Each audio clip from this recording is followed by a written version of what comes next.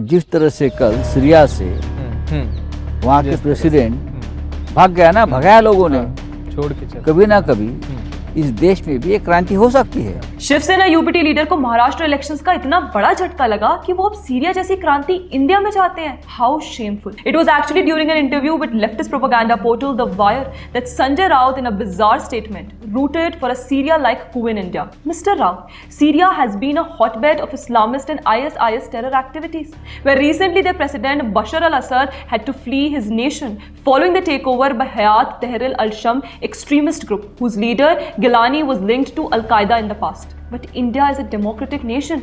Why does opposition leaders every now and then try to disrupt our sovereignty and instigate regime change here? Previously as well, when Sheikh Hasina was unceremoniously ousted from Bangladesh following the violent protest by students against the Awami League, the same opposition ecosystem had activated back then, wherein even Sanjay Raut commented that a similar situation to India has arisen in Bangladesh, where the voice of opposition is suppressed and they are being put in jail. Basically here as well, Raut clearly hinted at creating chaos in India through regime change. And now again, he warns of a Syria-like coup in India. Well, we wonder if someone like Raut should be taken seriously, as he is infamous for making controversial and derogatory statements. Remember how overconfident he was before the Maharashtra elections were announced, where he stated that Mahayuti will not remain intact after November 23rd, as Mahavikas Akadi will form the government in the state. But suddenly, Raut ji की आशाओं पे पानी फिर गया after Mahayuti had a historic win in the recently concluded Maharashtra elections. Devendra Fadnavis के future को dark बताने वाले राउत जी का ही फ्यूचर अब डार्क